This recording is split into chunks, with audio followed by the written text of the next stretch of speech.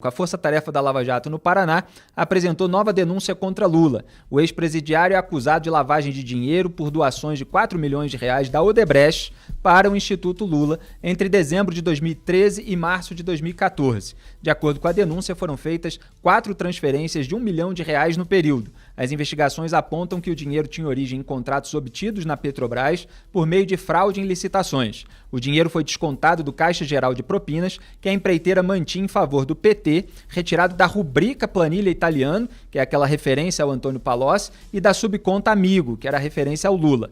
Uma das provas apresentadas é a anotação Doação Instituto Lula 2014, no valor de 4 milhões de reais. A planilha Italiano guardava 35 milhões de reais para atender demandas do PT. A Força Tarefa da Lava Jato no Paraná destacou que, segundo Antônio Palocci, partiu de Lula o pedido a Marcelo Odebrecht para doar 4 milhões de reais para o Instituto Lula. Está lá escrito assim, abro aspas, o colaborador Antônio Palocci confirmou que foi solicitada pelo ex-presidente Lula uma doação de 4 milhões de reais ao Instituto Lula no final de 2013. Afirmou ainda que Lula tinha conhecimento de que o montante seria descontado da planilha ora conhecida como Programa Especial Italiano. Destacou que Lula conhecia a planilha Italiano como a conta que era mantida com Marcelo Odebrecht. Asseverou em acréscimo que tanto Lula quanto Paulo Okamoto tinham ciência da natureza dos créditos acertados na referida planilha, ou seja, que era uma retribuição de todos os auxílios feitos ao Odebrecht pelo governo até 2010,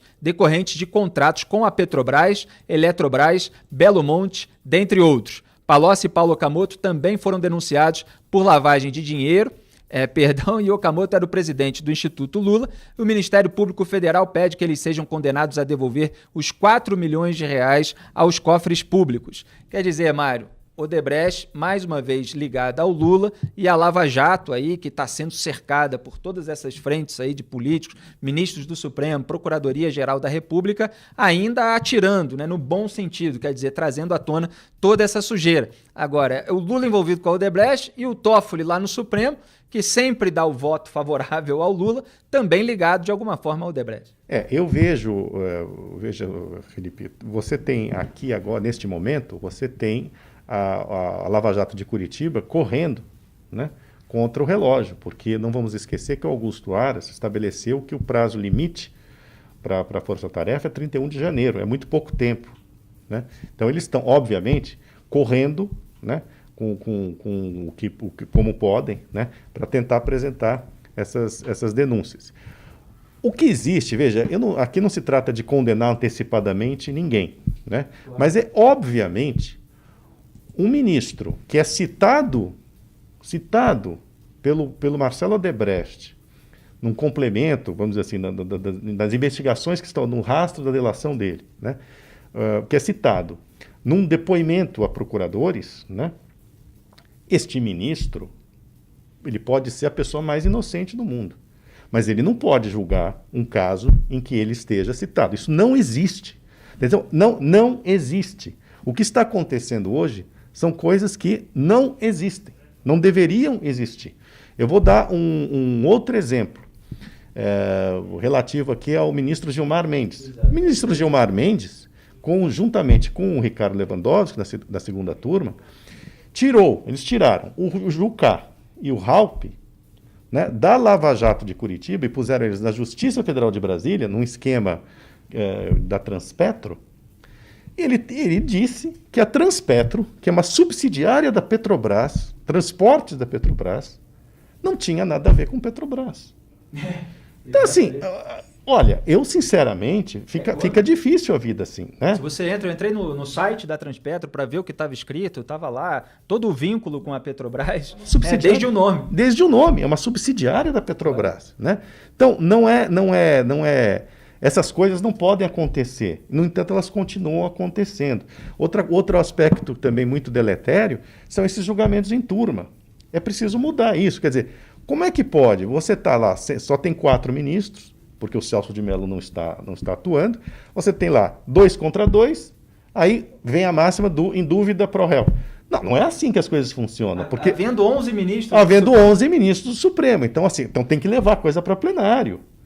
Né? Não existe julgamento. Por que nos tribunais de justiça são 3 desembargadores? porque não pode dar empate. No entanto, na turma do STF, numa das turmas, é possível fazer julgamento com o número par de julgadores. Isso não é razoável. Ainda mais com o histórico, né, da segunda turma, em relação à Lava Jato. Veja, o relator da Lava Jato está lá, né, o relator da Lava Jato está sendo derrotado sistematicamente, porque 2 dos juízes, pelo menos, estão sempre se posicionando contra a Lava Jato com este tipo de argumento. Que a Transpetro, por exemplo, não tem nada a ver com a Petrobras.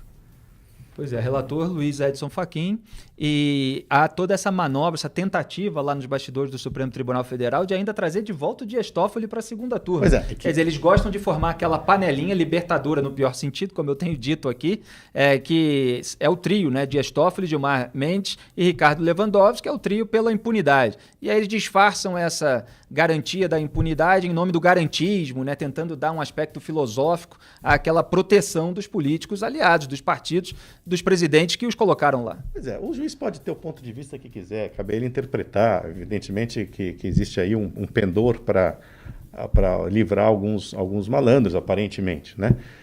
O fato é que a coisa está atingindo um ponto que está muito, muito além da conta. Você entende? Eu até sugeri no Antagonista, num artigo que eu escrevi, que já que o Supremo, o Senado não se dispõe a fazer o papel dele, né, enfim, fiscalizar de uma maneira mais efetiva o Supremo Tribunal Federal, que o próprio judiciário promovesse expurgos, você entendeu?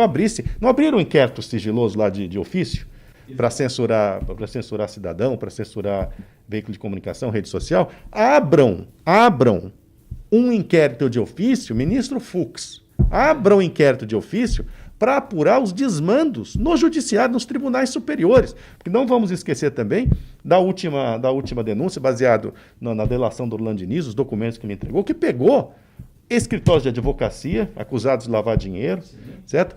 Pegou ministro de STJ, filho de ministro de STJ, mulher de ministro de STJ. Quer dizer, virou um escândalo.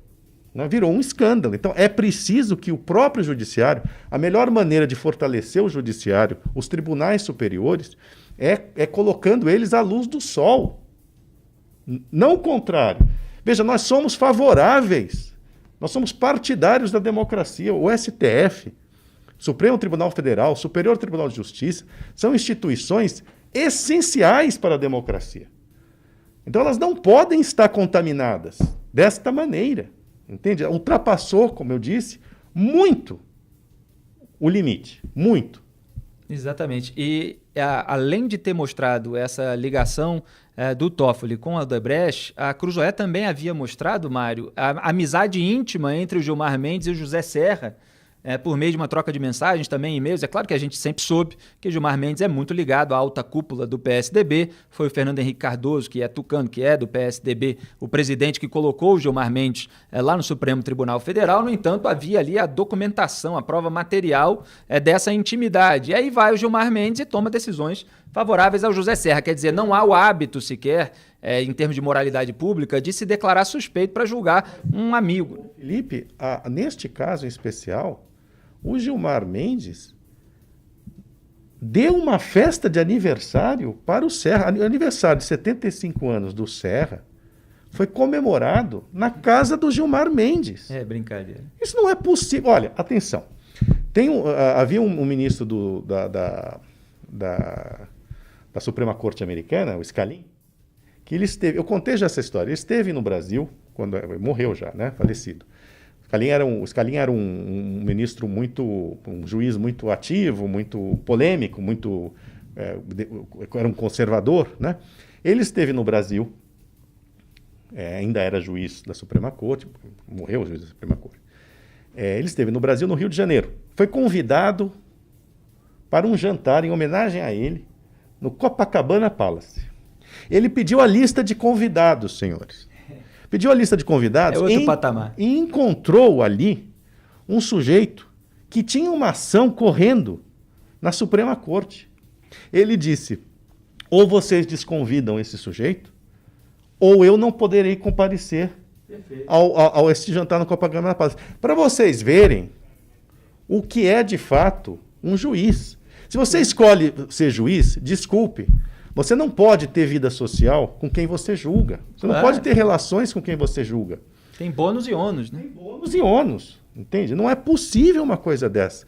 Então, assim, mesmo que a decisão seja justa, a dúvida permanece, se for favorável ao réu. Então, não é razoável que isso aconteça. É um conflito de interesse, é um conflito de justiça.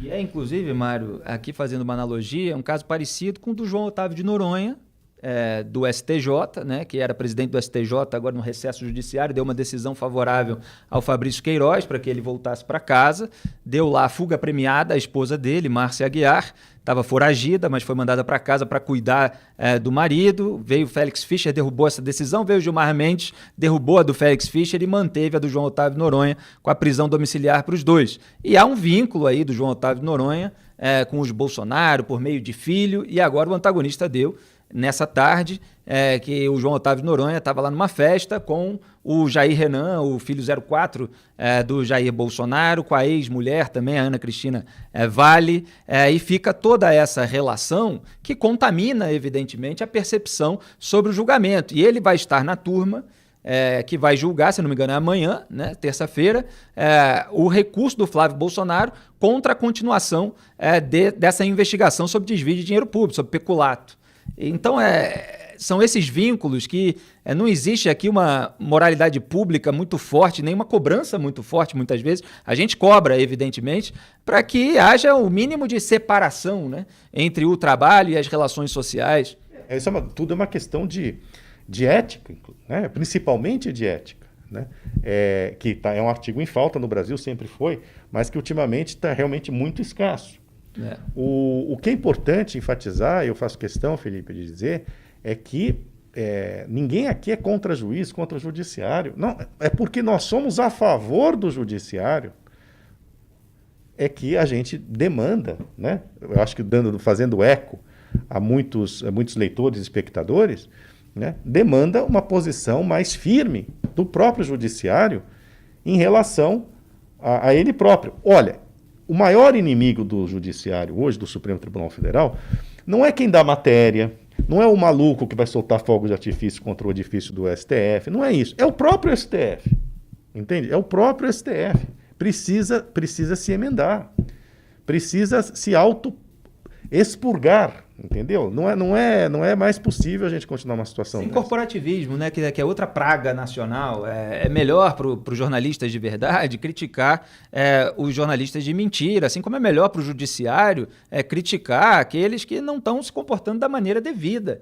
Né? Então, assim como para os bons policiais, é melhor ajudar a apontar quem são os policiais corruptos. Né? Então, voltando ao início aqui da sua pergunta, o papel da imprensa, justamente, é ser fiscal. E fiscal de todos os poderes. Não pode ter imprensa que fiscaliza só o executivo, só o legislativo e não fiscaliza o judiciário. Né? Porque quando a imprensa não cumpre o seu papel, como não está cumprindo neste episódio da reportagem da Cruzoé, e não é porque a Cruzoé faz parte da nossa e tudo mais que a gente está falando isso, ele é qualquer outra revista, não é porque é um concorrente, né, que você não vai falar. Não é porque é o judiciário, porque você tem medo, porque você acha que o judiciário está sob ataque, não está. Não, isso tudo é uma pataquada, inclusive. Né? Aliás, o antagonista e Cruzoé repercutem as principais notícias claro, dos grandes jornais. Sem dúvida. Nós repercutiríamos se fosse outra publicação a publicar essa reportagem. Mas, enfim, o fato é que se você apoia o judiciário, você tem que fiscalizar o judiciário para que ele funcione bem. No fundo, é mais ou menos como ajudar a educar uma criança. Né? Assim como também o judiciário exerce um controle, né, sobre os abusos, os excessos da imprensa. Né? As leis estão aí para punir jornalista que faz coisa errada também. Né? Então, assim, estamos todos num processo permanente de educação mútua, né? Todas as instituições. E é preciso que o judiciário faça parte desse circuito. Não pode ser deixado fora. Exatamente. E não é por medo das ações que podem envolver jornalistas que estejam no judiciário que se deve deixar de apontar aquilo que o judiciário está fazendo de, no mínimo, suspeito. Né?